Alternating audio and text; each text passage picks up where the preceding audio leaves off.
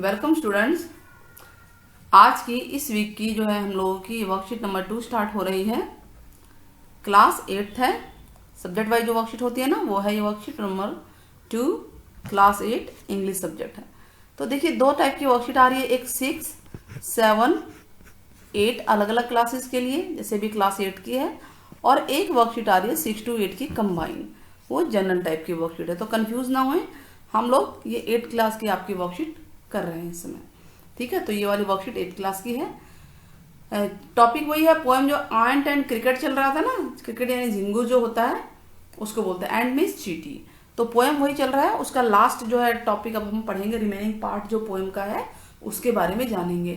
तो हमने जब पोएम को पढ़ा था तो हमने ये पढ़ा था उसमें कि आंट बहुत हार्ड वर्किंग थी। हार्ड वर्किंग मतलब बहुत ज़्यादा काम करने वाली, कठिन मतलब हार्ड वर्क करने वाली, मेहनत कर करके चीज़ों को रखा करती थी।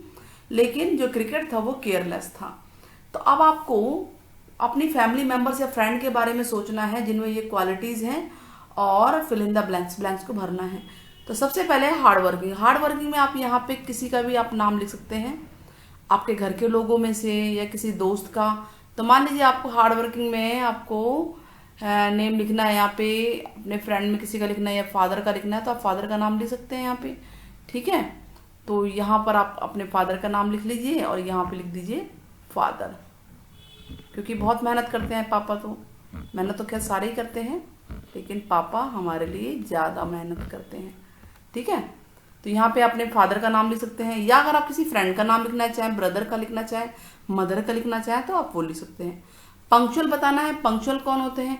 पंक्चुअल आप किसी फ्रेंड का नाम बता सकते हैं कि भाई वो जो है पंक्चुअल है, और वो नाम आप लिखेंगे, नाम के बाद यहाँ नाम लिखेंगे और यहाँ बताएंगे ये है कौन, तो वो आपका दोस्त है, फ्रेंड है, ठीक है ना। एनर्जेटिक, एनर्जेटिक तो देखिए किसी का भी नाम लिख सकते हैं। इसमें मैंने बताया नहीं, चारों में किसी का भी नाम लिख सकते हैं। हार्ड वर्किंग मतलब होता है जो बहुत काम करे, कठिन परिश्रम करे। पंक्चुअल मतलब जो टाइम पे हर चीज रखे, मतलब जैसे स्कूल टाइम पे आना। एनर्जेटिक जिसमें एनर्जी ज्यादा होती है, जैसे आप यहाँ पे मम्मी का नाम लिख सकते हैं अपनी, है ना, मदर यहाँ, और नाम लिखेंगे उसके बाद बताएंगे वैसे कि है कौन, तो ब्रैकेट के अंदर मदर लिखेंगे। और हेल्पफुल कौन है, तो आप अपना किसी फ्रेंड के या ब्रदर का नाम लिख सकते हैं। मान लीजिए आपके ब्रदर आपके लिए हेल्पफुल है, सिस्टर है, तो आप उनका नाम लिख सकते हैं। ये जो मैं लिख रही हूँ ये ब्रैकेट में लिखेंगे, यहाँ पे नाम लिखेंगे, और वो हैं कौन, आपसे उनका क्या रिलेशन है, तो आपके ब्रदर हैं। तो इस तरह से ये ओपन है, जरूरी नहीं है कि यही लिखा जाए जो मैंने लिखा है, बस आपको एक नाम सोचना है और ये बताना है कि हाँ ये हार्ड वर्किंग है और ये इनका आपसे क्या रिलेशन है, ठीक, या पंक्चुअल है या एनर्जेटिक है या हेल्पफुल है। तो इस पोएम से हमें दो बातें पता चलती है, एक तो हार्ड वर्क है, केयरलेस। तो ये बताइए कि हार्ड वर्क होना चाहिए कि केयरलेस होना चाहिए। नेचुरल है, हमें हार्ड वर्किंग होना चाहिए, तभी तो हार्ड वर्क जो है हमेशा पे करके जाती है, यानी उस कहते हैं ना परिश्रम का फल हमेशा मिलता ही है। तो अब ये स्टेंजा 3, 4, 5 तीन स्टेंजा रह गए बच्चों, चलिए पढ़ना स्टार्ट करते हैं। Says the ant to cricket, ant ने, चीटी ने क्रिकेट को कहा, I am your servant and friend, मैं आपकी सर्वेंट भी हूँ, फ्रेंड भी हूँ, but we ants never borrow and never lend, हम जो चीटियां हैं ना तो हम उधार लेती हैं ना ही उधार देती हैं। बोरो में उधार लेना, लैंड में उधार देना। But tell me dear cricket, मेरे प्यारे क्रिकेट, आप ये बताइए, did you lay nothing by when the weather was warm, warm मतलब गर्मी, जब गर्मी थी तो आपने कुछ भी नहीं रखा, कुछ स्टोर करके नहीं रखा। को the cricket, not I, cricket ने क्या बोला, नो, मैंने कुछ भी नहीं रखा। माई हार्ट वॉज सो लाइट, मेरा हार्ट उसमें इतना खुश रहता था, that I सैंग day and night, मैं दिनों रात गाना ही गाता रहता था। तो ये गर्मियों में, अब देखिए कौन सा मौसम चल रहा है इस समय, ये विंटर का मौसम की बात हो रही है। तो इसीलिए आंट पूछ रही कि आपने क्या समर में कुछ स्टोर नहीं किया था जब हम बाहर निकलते हैं। विंटर में तो ये सब अंदर हो जाते हैं ना, छुप जाते हैं, क्योंकि ठंड होती है, ठंड से बचने के लिए। और ये जो क्रिकेट है, एंट है, ये ऐसे जो क्रिएचर होते हैं, जीव जंतु होते हैं, ये अपना खाना स्टोर कर लेते हैं सर्दियों के लिए। आप इस बात को जानते थे, जान दीजिए, ठीक है, कि ये जो है ये सब अपना खाना स्टोर करते हैं। लेकिन क्रिकेट ने अपना खाना स्टोर नहीं किया, क्यों, क्योंकि वो तो केयरलेस था, और वो दिन और रात उस समय गा रहा था, डे एंड नाइट। देखिए राइमिंग भी बन रहा है, कैसे बन रहा है, लाइट नाइट बन रहा है ना। For all nature looked gay you sang sir you say, मतलब आप सारा टाइम मतलब यही होता था, आप नेचर को देखते रहते थे। और यू सैंग सर यू से, तो मतलब आपने ये कहा कि आप गाते रहते थे, तो गे से ये राइमिंग बन रहा है ना। गो से द आंट, आंट ने कहा गो देन जाओ अब, and dance the winter away, ठीक है, और डांस करो विंटर चली जाएगी ऐसे ही। तो यानी जब तुमने तब नाचे गाए तो अभी भी नाचो गाओ। अच्छा अभी क्यों, ये क्या कहना चाह रहा है क्रिकेट आंट से, ये कहना चाह रहा है इसमें कि भाई मुझे, मैं भूखा हूँ, मुझे कुछ खाने को दे दो। इसमें मीनिंग ये निकलती है, ठीक है। पूरा अगर पोएम आप पूरी पहले और अब की मिला लोगे तो यही मीनिंग है।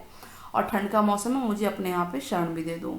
तो वो यही बात कह रही कि आपने पूरी गर्मी में किया क्या, आपने खाली नाचे गाए, बस यही किया, दिन और रात गाते ही रहे हो, तो अभी भी गाओ और विंटर चली जाएगी, विंटर को भगा दो।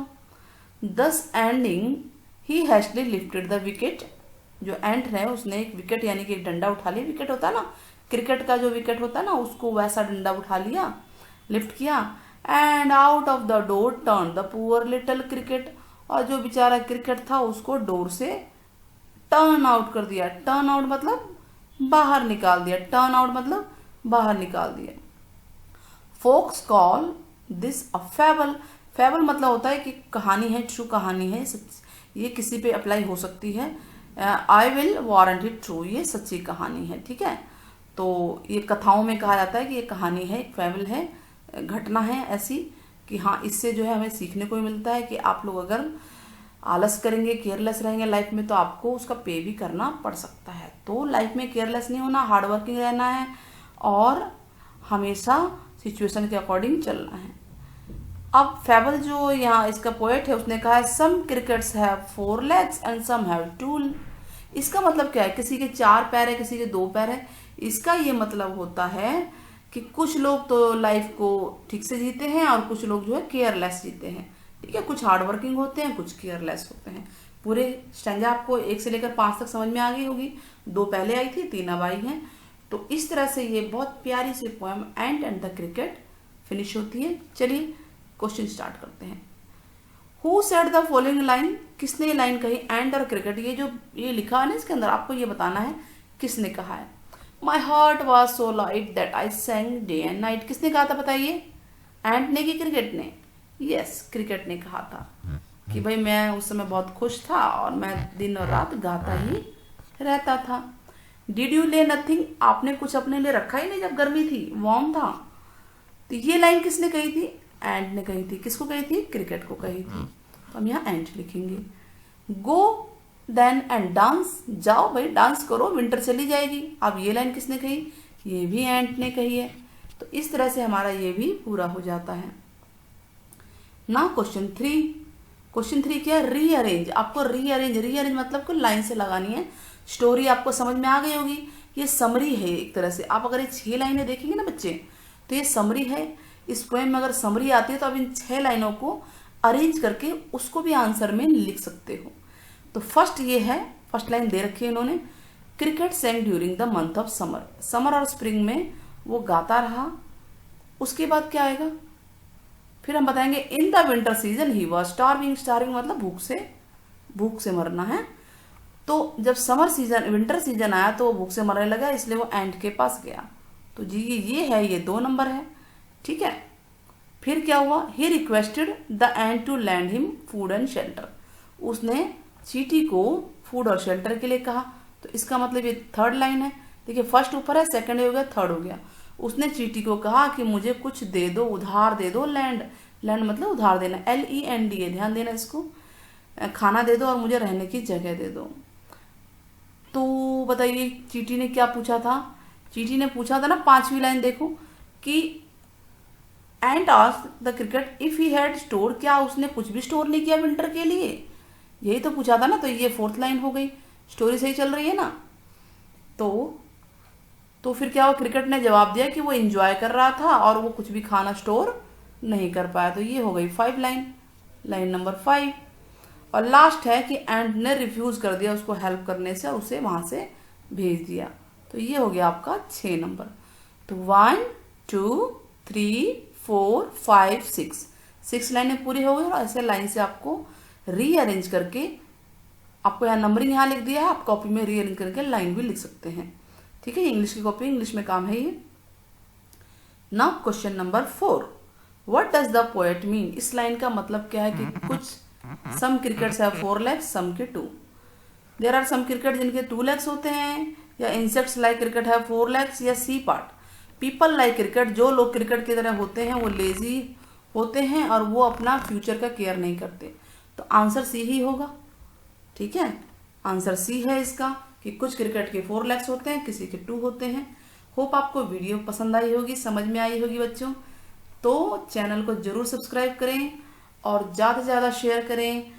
कमेंट में आप बताइएगा कि समर सीजन में क्रिकेट ने क्या किया था।